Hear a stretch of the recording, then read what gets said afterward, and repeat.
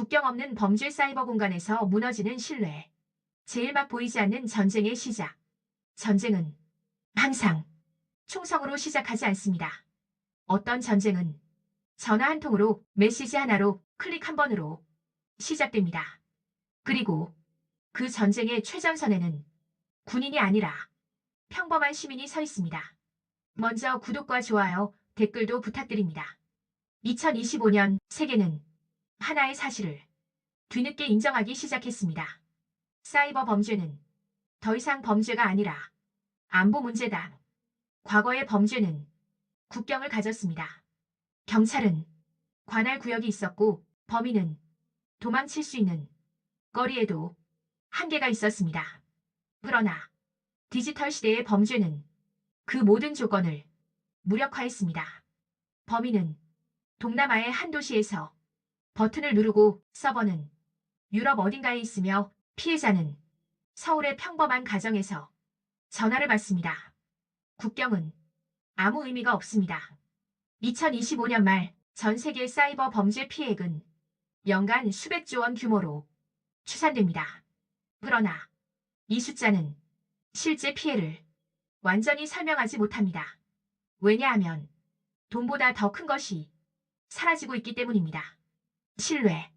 사람들은 이제 전화벨이 울리면 의심부터 합니다. 메시지를 받으면 링크를 누르기 전에 두려워합니다. 가족의 목소리조차 진짜인지 확인해야 하는 시대. 이 변화는 조용히 일상에 스며들었습니다. 그래서 사람들은 이것이 전쟁이라는 사실조차 깨닫지 못합니다.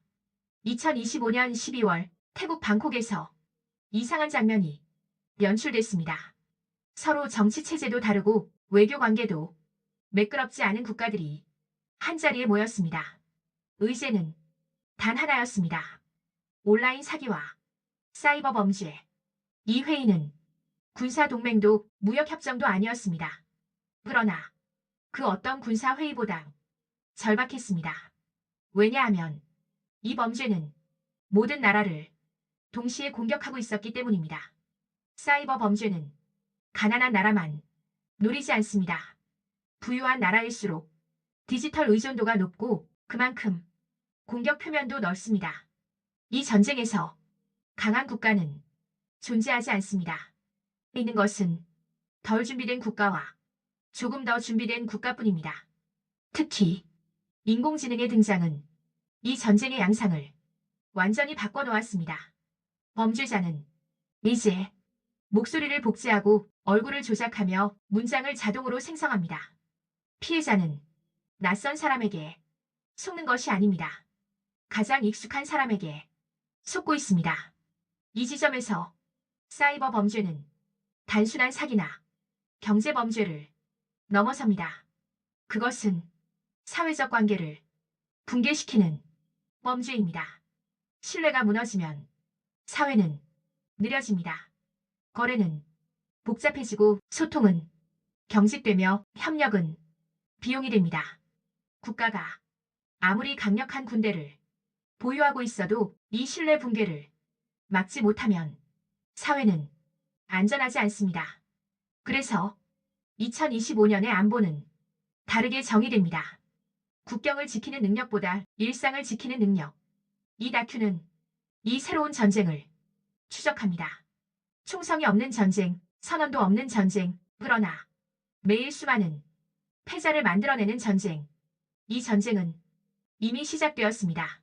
그리고 아직 끝날 기미는 보이지 않습니다. 제2막 범죄는 산업이 되었다. 사이버 범죄를 개인의 일탈로 생각한다면 이미 시대 인식에서 뒤처진 것입니다. 2025년에 사이버 범죄는 더 이상 범죄자 개인의 문제가 아닙니다. 그것은 산업입니다. 범죄는 조직화되었고 분업화되었으며 효율을 추구합니다. 기획자, 개발자, 운영자, 자금 세탁 담당자. 이들은 각자의 역할을 정확히 수행합니다. 과거의 범죄 조직은 은밀함을 생명으로 삼았습니다. 그러나 디지털 범죄 조직은 다릅니다. 그들은 공개적으로 움직입니다. 다크웹에는 범죄 전용 마켓이 존재합니다. 여기서 무엇이 거래될까요? 총기나 마약만이 아닙니다. 개인정보 패키지, 해킹 툴 구독 서비스, AI 음성 복제 프로그램, 사기 스크립트 매뉴얼, 피해자 심리 분석 보고서. 범죄는 이제 창업처럼 접근됩니다. 초보자는 패키지를 구매하고 중급자는 자동화 시스템을 도입하며 고급 조직은 자체 AI를 개발합니다. 이 구조에서 국경은 완전히 사라집니다. 범죄 조직은 국가를 기준으로 형성되지 않습니다. 기술과 이익을 기준으로 형성됩니다. 2025년 동남아 일부 지역은 사이버 범죄의 허브로 불립니다. 그 이유는 단순합니다. 빠른 인터넷 인프라, 상대적으로 낮은 규제, 취약한 법 집행, 풍부한 IT 인력. 그러나 범죄의 이익은 그 지역에 머무르지 않습니다. 수익은 암호화폐로 전환되고 여러 국가를 거쳐 세탁됩니다. 이 과정에서 합법과 불법이 경계는 점점 흐려집니다. 범죄 자금은 부동산으로, 스타트업 투자로, 온라인 서비스로 변신합니다. 그래서 수사기관은 항상 한 발 늦습니다. 경찰은 범죄가 발생한 뒤 움직입니다. 그러나 이 산업은 미래를 예측합니다. 사기 조직은 트렌드를 분석합니다. 어떤 연령대가 어떤 시기에 어떤 감정에 취약한가. 연말, 세금, 연금, 부동산, 재난. 이 키워드가 등장하면 사기 캠페인은 자동으로 가동됩니다. AI는 여기서 결정적인 역할을 합니다. 과거에는 수천 통의 전화를 사람이 직접 걸었습니다. 이제는 AI가 목소리를 생성하고 대화를 이어가며 상황에 맞춰 응답합니다. 범죄자는 더 이상 감정을 소모하지 않습니다. 피해자는 그러나 감정을 모두 소모합니다. 이 불균형이 사이버 범죄의 핵심입니다. 범죄 산업은 실패를 학습합니다. 한 방식이 막히면 즉시 다른 방식이 등장합니다. 그래서 완전한 차단은 존재하지 않습니다. 있는 것은 지연과 완화뿐입니다. 이 사실은 불편합니다. 왜냐하면 우리는 문제를 완전히 해결할 수 있다는 환상을 버려야 하기 때문입니다. 국가는 이 현실 앞에서 갈등합니다. 통제를 강화하면 자유가 위축되고 자유를 유지하면 범죄가 확산됩니다. 플랫폼 기업도 마찬가지입니다. 책임을 지면 비용이 늘고 외면하면 신뢰가 무너집니다. 결국 사이버 범죄는 기술의 문제가 아니라 선택의 문제가 됩니다. 우리는 어디까지를 허용할 것인가? 얼마나 불편해질 것인가? 얼마나 비용을 지불할 것인가? 이 질문에 대한 답은 아직 합의되지 않았습니다. 그래서 이 산업은 계속 성장합니다. 범죄는 이제 숨어있지 않습니다. 그것은 시스템처럼 작동하고 있습니다. 그리고 이 시스템을 멈추지 못한다면 다음 피해자는 확률의 문제가 아니라 시간의 문제가 됩니다. 제3막 국가는 왜 항상 늦는가? 국가는 질서를 지키기 위해 존재합니다. 그러나 사이버 범죄 앞에서 국가는 항상 늦습니다. 이것은 무능의 문제가 아니라 구조의 문제입니다. 국가의 시스템은 영토를 기준으로 설계되었습니다.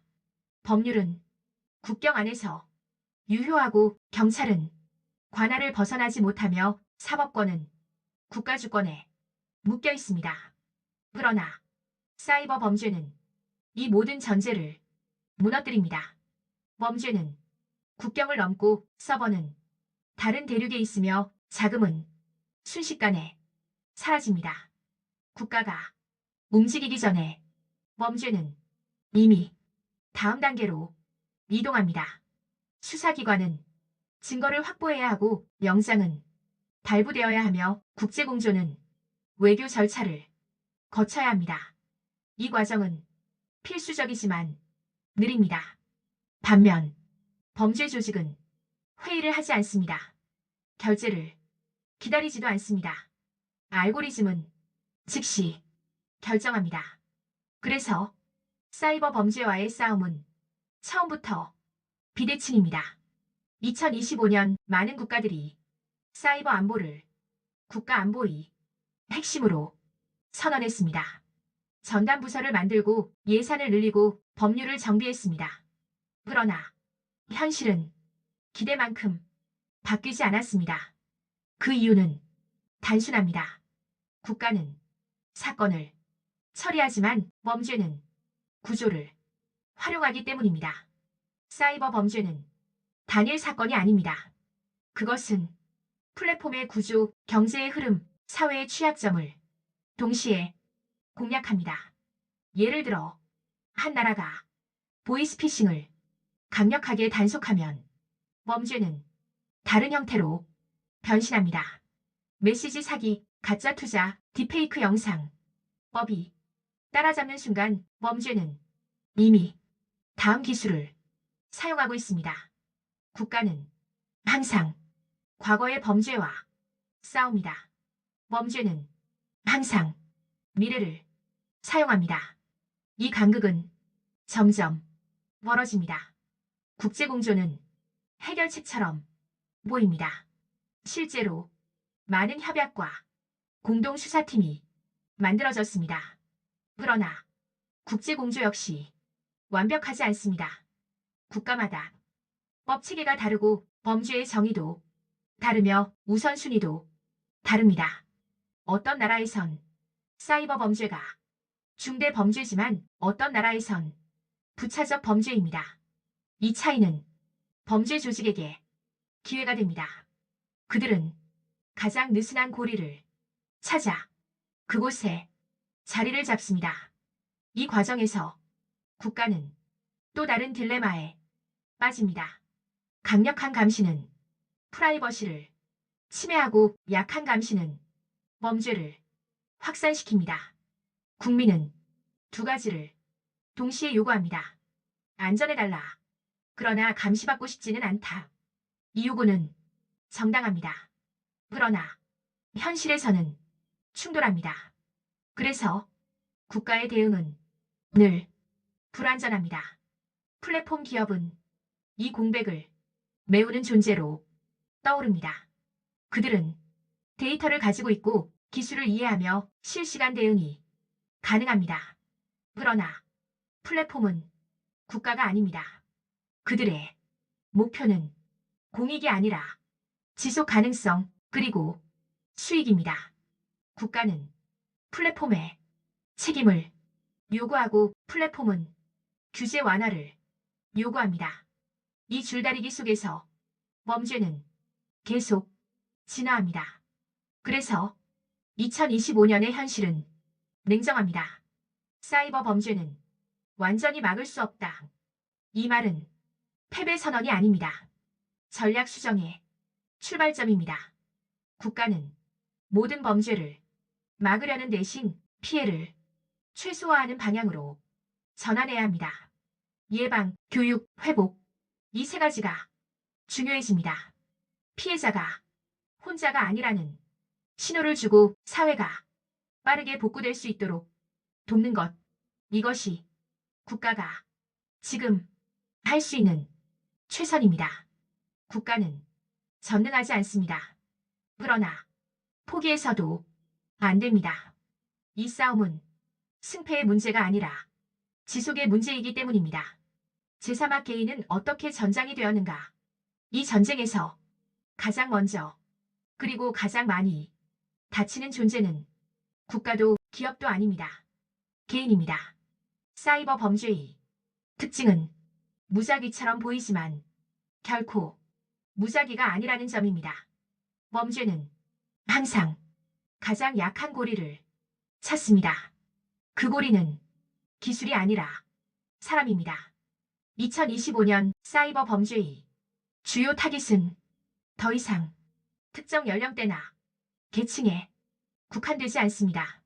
청년, 중장년, 노인, 전문직, 자영업자, 학생 모두가 잠재적 피해자입니다. 그 이유는 단순합니다. 사이버 범죄는 지식 부족을 노리지 않습니다. 감정의 순간을 노립니다. 불안한 순간, 급한 순간, 외로운 순간. 이 세 가지가 겹칠 때 사람은 가장 쉽게 속습니다. 범죄자는 이 사실을 정확히 이해합니다. 그래서 그들은 시스템을 만듭니다. 사기 메시지는 단순하지 않습니다. 시간 압박, 권위의 가장, 친밀감의 위장. 이 세 가지가 정교하게 조합됩니다.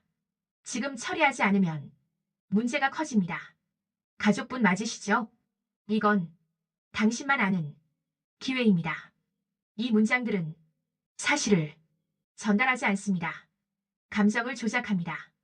이 지점에서 피해자는 실수를 한 것이 아니라 공격을 당한 것입니다. 그러나 사회는 오랫동안 이 피해를 다르게 취급해왔습니다. 왜 속았느냐? 왜 확인하지 않았느냐? 이 질문은 피해자를 더 고립시킵니다. 그래서 많은 피해자는 신고하지 않습니다. 부끄러움, 자책, 그리고 포기의 감정. 이 침묵은 범죄자에게 가장 좋은 환경을 제공합니다. 사이버 범죄는 피해자의 침묵 위에서 자랍니다. 이 문제는 개인의 주의력이나 도덕성으로 해결되지 않습니다. 왜냐하면 인간은 항상 완벽할 수 없기 때문입니다. 우리는 항상 피곤하고 바쁘고 감정적입니다. 범죄자는 바로 그 순간을 기다립니다. 그래서 이 전쟁은 개인에게 책임을 전가해서는 이길 수 없습니다. 공동체의 역할이 여기서 등장합니다. 가족, 직장, 지역사회. 이들은 사이버 범죄를 막는 첫 번째 방어선이 될 수 있습니다. 이런 전화가 왔어. 이 메시지 괜찮을까? 이 짧은 대화 하나가 범죄를 차단합니다. 그러나 현대 사회는 이 대화를 어렵게 만듭니다. 우리는 서로에게 너무 바쁘고 너무 독립적이며 너무 고립되어 있습니다. 그래서 사이버 범죄는 외로움과 함께 확산됩니다. 신뢰가 사라진 사회에서는 모든 소통이 의심이 됩니다. 그 의심은 사회적 비용을 폭발적으로 증가시킵니다. 결국 사이버 범죄는 단순한 금전 피해가 아니라 사회적 신뢰의 침식입니다.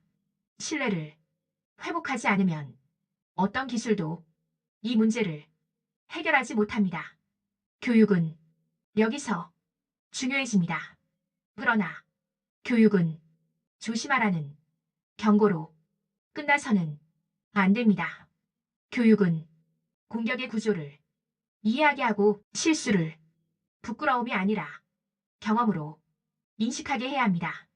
피해자는 낙인이 아니라 보호의 대상이어야 합니다. 이 관점이 바뀌지 않으면 사이버 범죄는 계속 확산됩니다. 이 전쟁의 승패는 개인의 주의력이 아니라 사회가 얼마나 연결되어 있는가에 달려 있습니다. 제오막 우리가 선택해야 할 미래. 모든 전쟁에는 끝이 있습니다. 그러나 이 전쟁은 끝을 약속하지 않습니다. 사이버 범죄와의 싸움은 승리의 순간이 아니라 관리의 상태로 정의됩니다. 그래서 마지막 질문은 이것입니다. 우리는 어떤 사회를 선택할 것인가? 완벽한 안전은 존재하지 않습니다. 완벽한 차단도 존재하지 않습니다. 이 사실을 인정하는 순간부터 현실적인 선택이 시작됩니다. 첫 번째 선택은 기술에 대한 태도입니다. 기술은 중립적이지 않습니다. 어떤 기술을 도입하느냐보다 어떻게 설계하고 어디에 책임을 두느냐가 더 중요합니다. AI는 범죄의 도구가 될 수도 방어의 수단이 될 수도 있습니다. 차이는 속도가 아니라 의지입니다. 국가와 기업은 AI를 효율이 아니라 안전의 관점에서 다시 설계해야 합니다. 이 선택은 단기 수익을 줄일 수 있습니다. 그러나 장기 신뢰를 만듭니다. 두 번째 선택은 책임의 재배치입니다. 지금까지 사이버 범죄의 책임은 개인에게 전가되어 왔습니다. 조심했어야 했다. 확인했어야 했다. 이 구조는 실패했습니다. 책임은 개인이 아니라 시스템에 있어야 합니다. 플랫폼, 통신망, 금융 시스템, 이들이 위험을 줄이는 구조를 의무적으로 설계해야 합니다. 이것은 규제가 아니라 인프라입니다. 도로에 신호등을 설치하는 것이 자유를 침해하지 않듯 디지털 안전장치도 자유를 침해하지 않습니다. 세 번째 선택은 교육의 방향입니다. 교육은 공포를 주입해서는 안 됩니다. 공포는 마비를 낳고 마비는 침묵을 낳습니다. 교육은 이해를 만들어야 합니다. 왜 속이는가, 어떻게 속이는가, 어디서 멈출 수 있는가. 이해는 두려움을 낮추고 대화를 가능하게 합니다. 네 번째 선택은 회복의 속도입니다. 사이버 범죄는 완전히 막지 못합니다. 그러나 피해 이후의 회복 속도는 선택할 수 있습니다. 빠른 신고, 즉각적 차단, 피해자 지원. 이 세 가지가 작동하는 사회에서는 범죄의 확산 속도가 급격히 줄어듭니다. 피해자가 혼자가 아니라는 확신. 이 확신이 범죄자에게 가장 큰 장벽이 됩니다. 마지막 선택은 신뢰를 어디에 둘 것인가입니다. 신뢰는 한 번에 만들어지지 않습니다. 작은 약속, 작은 보호, 작은 성공이 쌓여야 복원됩니다. 국가는 모든 것을 보호할 수 없지만 방향을 제시할 수 있습니다. 기업은 완벽하지 않지만 책임을 나눌 수 있습니다. 개인은 취약하지만 연결될 수 있습니다. 이 세 가지가 동시에 움직일 때 이 전쟁은 관리 가능한 위험이 됩니다. 사이버 범죄는 기술의 문제가 아닙니다. 그것은 우리가 서로를 얼마나 지킬 의지가 있는가에 대한 질문입니다. 우리는 이 전쟁을 끝내지 못할 수도 있습니다. 그러나 우리가 어떤 사회가 될 것인지는 선택할 수 있습니다.